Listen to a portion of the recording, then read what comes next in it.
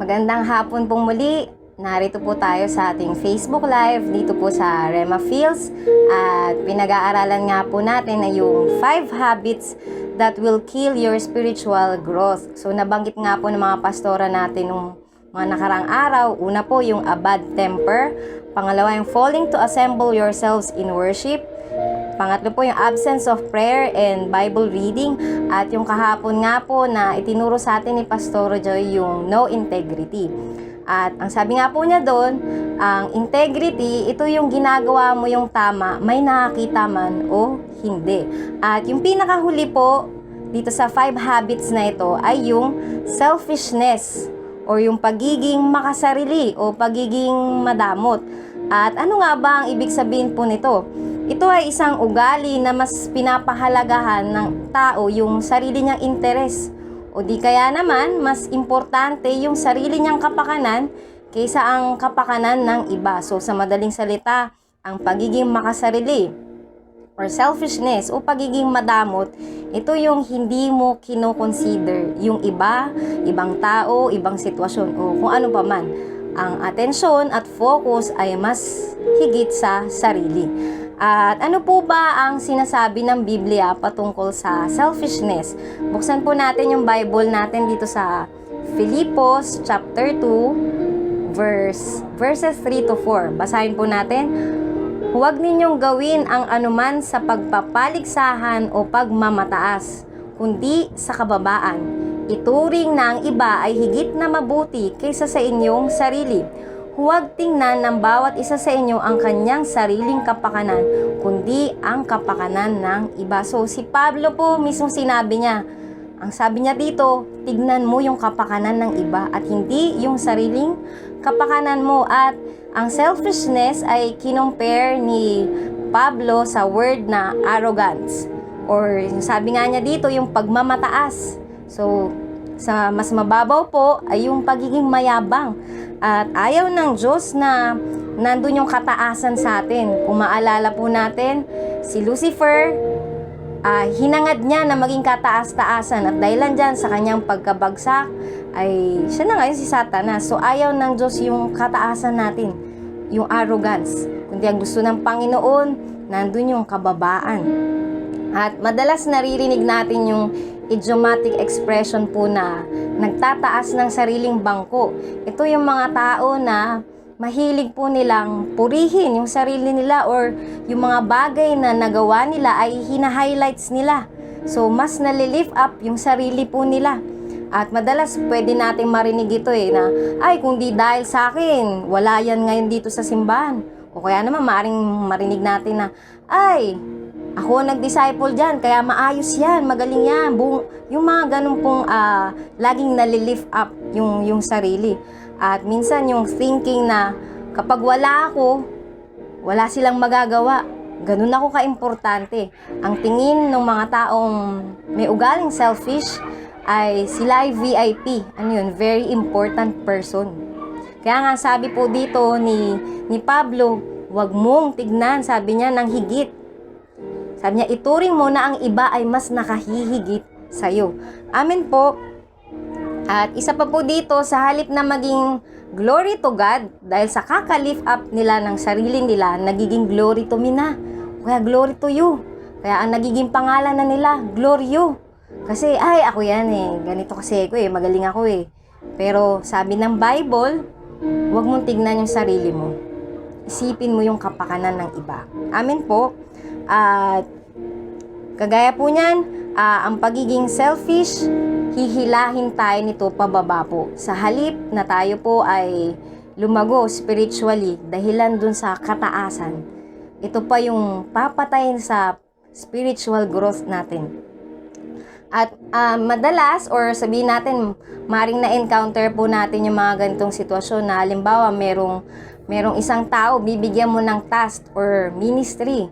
Ngayon, i-require nito na kailangan maaga siyang dumating or kailangan ayusin niya yung ministry niya. Ngayon, yung tao na yun, iisipin niya, ay, hindi yan magsisimula nang wala pa ako kasi ako lang yung nakakaalam ng gagawin dun.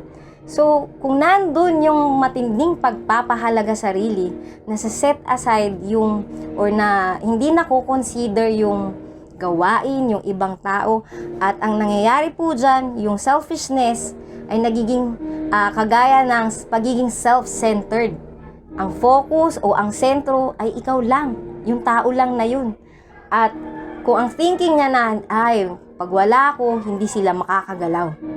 At kapag ganun po ang attitude natin, sabi nga po dito, papatayin nito yung spiritual na paglago natin. Amen po. At naalala ko kapag halimbawa po, children ministry, yan, kaway-kaway po sa mga nag-children ministry, maring camping or sa mga simbahan po natin. May mga tao na willing magturo or mag-alaga sa mga bata. Meron namang iba, pag hahanapin mo, o kaya naman sasabihin mo na children ka mamaya, pagdating ng schedule, hindi mo na mahagilap yung tao. Kasi minsan ang katwiran ng iba, hindi naman ako nagsimba para mag-children. O kaya naman, hindi ako nag-camping para magbantay ng bata. Pero kung tatanggalin po natin yung selfishness at magiging attitude natin na, ako yung naka-assign sa children ministry, o gagalingan ko, aayusin ko kasi pag walang nagbantay, baka maging magulo at makaapekto sa service.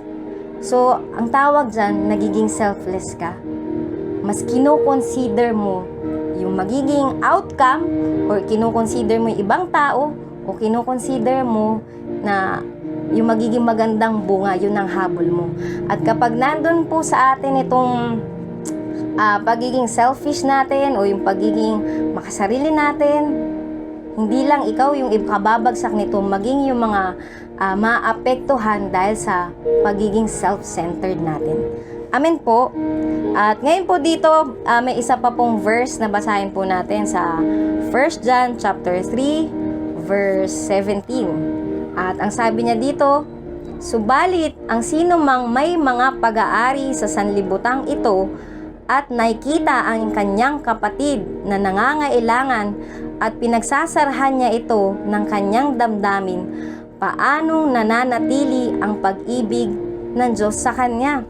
So ano po ba yung tinutukoy niya dito? Kung nakikita mo nahihirapan yung kapwa mo, o sabihin natin nakikita po natin yung pangangailangan ng simbahan, ng worker, ng gawain, at kung kaya naman po nating ibigay o tumulong, ang sabi niya po dito, tumulong tayo. Ibigay natin yung kaya nating gawin. Kasi sabi niya, paano mo masasabi na nandun yung love ng Diyos sa'yo kung hindi mo naman tinutulungan ng iyong kapwa? Parang halimbawa po sabihin natin, meron yung isang tao na nandun na siya sa edge ng isang bangin at malalaglag na siya. At sabihin natin yung isang tao, nandun siya para matulungan niya yung tao na yun. Pwede niya bang sabihin na kaya mo yan umakyat dito? Kung kaya namang iangat niya yung tao na yun na nangangailangan ng saklolo. So ang pagiging selfish ay nakikita mo na ngang mapapanganib, nasa panganib o nangangailangan ng tulong yung kapwa mo o sino man, pero nagbubulag-bulagan pa. At halimbawa, mai-relate po natin ito sa simbahan. Kagaya niyan, sa atin po dito sa simbahan natin, maraming pangangailangan. At kung kaya nating ibigay, why not? Kasi ito nga po ang itinuturo ng Biblia sa atin. Meron po dito, dito po sa church natin sa Dingalan, for the past 2 weeks po, kami po ay nagpupunta sa lugar ng Umiray. So, doon po kami nag-church hunting. At nababanggit ko naman na po itong lugar na ito. Doon po sa lugar na yun, dahil medyo liblib na po siya, hindi naman po, wala pong cases ng COVID doon. Doon po ay COVID-free. So, ang problema po namin before ay paano kami makakapunta po doon? Dahil nga, ang biyahe po ng bus ay 10 a.m. yung first trip at yung pag-uwi mo, 2:30. So, hindi po sulit at isang oras po ang biyahe. So, kailangan po namin ng tricycle na magagamit or any sasakyan. And at the same time, kailangan din namin ng may magdadrive dahil po sa aming worker dito, wala pong marunong.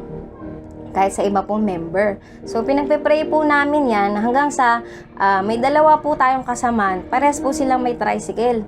Ngayon, yung isa po, yung tricycle niya, mahina na po, kumbaga, hindi po kayang umahon dahil po yung daan po sa Umiray, kung nakita niyo po yung video na pinost ko po, lubak-lubak, maputik, dadaan ka sa tubig, may sementado. So, yung tricycle po ng miyembro, hindi po kakayaning umahon po.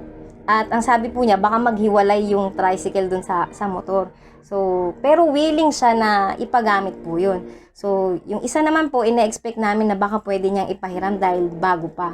So, lumipas po yung unang week na pumunta kami doon, nakahiram po kami ng sasakyan sa barangay. So, yung second week, iniisip namin, paano kaya to kasi yung sasakyan na gagamitin natin. Pero ang lagi namin binabanggit, God will provide. Ngayon, sabi po ng isang member na natatakot siya na baka masira yung tricycle niya na bago. So, iniisip namin, basta bahala na si Lord. Ngayon po, ito pong isa nating miyembro na may tricycle nga po na hindi kayang umahon po dun sa bundok. Ang ginawa po niya, gumawa po siya ng paraan. Nakalikom po siya ng 10,000, nanghiram po siya ng 10,000 para lang maipaayos niya po yung tricycle niya kasi iniisip niya para maipagamit niya sa simbahan. At ang sabi po nitong miyembro na ito, hindi ko na po to sinabi sa ate ko kasi baka ano pong sabihin, pero ayan po, para hindi na kayo mag-isip linggo-linggo ng gagamitin nyo, talaga pong ginawan ko ng paraan. Talaga pong nanghiram siya ng 10,000 at hindi po siya nang hinayang na, hindi niya po pinanghinayangan na gumastos po ng 10,000 na yun na kahit alam niya babayaran niya po yun. Pero ang thinking nitong miyembro na ito, ano ba yung kaya niyang itulong? At nakita niya yung pangangailangan ng simbahan. At kapag tayo po ay nagkaroon ng pagiging selfless, kasi ang kabaligtaran nga po ng selfishness ay selflessness, alam niyo po, maraming bagay ang magagawa nito. Hindi lamang makakatulong ka sa kapwa mo o sa gawain ng Panginoon, and at the same time, spiritually, lalago ka. Kasi napakita mo sa Panginoon na ikaw ay mapagkakatiwalaan sa maliit na bagay, kaya naman, mas pagkakatiwalaan ka pa ng Diyos. At kapag whenever na nangunguna sa atin yung pagiging madamot, na kung halimbawa, kaya mo naman ibigay yung oras mo para sa gawain, bakit hindi mo ibigay? Kaya mo naman na sabihin natin, minsan, halimbawa, tara po maglinis tayo ng church. Minsan sasabihin ng iba, kaya na nila yan, kaya nga may worker eh. Pero hindi eh. Kapag ang thinking natin, gagawin ko ang bagay na to para sa Panginoon, hindi ko ipagdadamot ang sarili ko. Sabi niya dito, diyan nakikita na nananatili sa iyo ang pag-ibig ng Diyos. Ito yung marka na God's love is in you. Amen po. At ito yung gusto ng Diyos sa bawat isa sa atin. Na lumakad tayo na walang kadamutan. Na freely you offer yourself, yung oras natin, yung talent natin. Kung kaya po natin na magpagamit sa Panginoon na, halimbawa, sabihin natin sa mga simbahan natin, sinasabi ng pastor mo na ipagamit mo ang buhay mo sa Panginoon. Kung nararamdaman mo yun, huwag po tayong maging madamot. Huwag natin ipagkait yung sarili natin kasi ang Diyos po ay marunong magsukli sa ginagawa po natin. At ulitin ko po, ang pagiging selfish, kasama siya dito sa habits na makakapatay ng spiritual growth natin. At dahil po tayo mga Kristiyano, ina-expect ng Panginoon na kaya nating i-overcome ang ugali na ito. At paano po ba natin mapagtatanggumpayan ang selfishness? Yan. Gaya po ng binabanggit sa atin, yung ma-recognize natin yung kahalagahan ng kapakumbabaan. At dito po sa Philippians, balik po tayo sa Philippians chapter 2. Dito po sa verses 5 to 8, ang sabi niya, magkaroon kayo sa inyo ng ganitong pag-iisip na na kay Kristo Jesus din naman, na siya'y bagamat nasaan yung Diyos, ay hindi niya itinuring na isang bagay na dapat panghawakan ang pagiging kapantayan ng Diyos, kundi hinubaran niya ang kanyang sarili at kinuha ang anyong alipin na naging katulad ng tao at palibhasa'y natagpuan sa anyo ng tao, siya'y nagpakababa sa kanyang sarili at naging masunurin hanggang sa kamatayan, maging sa kamatayan man sa krus. Yan ang sinasabi po dito ni Pablo na ang Panginoong Hesus natin, hindi niya po ipinagdamot yung sarili niya. Ang sabi niya, magkaroon tayo ng ganitong klase ng kaisipan na kagaya ng Panginoong Hesus na siya ay kataas-taasang Diyos, pero sabi niya ganun, up to the point of death, ipinakita ng Diyos yung kapakumbabaan. Na hindi niya inisip yung sarili niyang kapakanan. Na yung point na sabi niya, kung maaari Ama, ilayo mo sa akin ang sarong ito. Pero sabi niya, hindi ang kalooban ko, kundi ang kalooban mo ang mangyari. Na alam ng Diyos yung hirap na daraanan niya, but then, hindi inisip ng Panginoong Hesus ang sarili niyang kapakanan, kundi ang kapakanan po nating mga tao.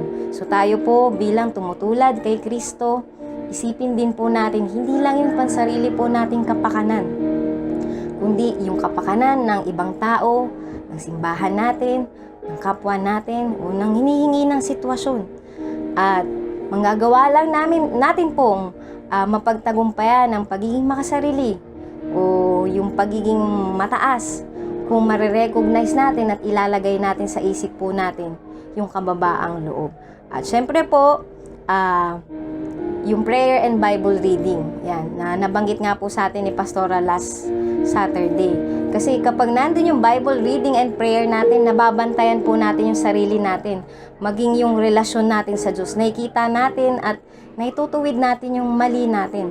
At kapag yung bagay na yun na hindi natin nagawa, hindi natin namamalayan, tayo pala ay nagiging lumulobo na pala yung ulo natin. Ano yun? Nagiging mataas na.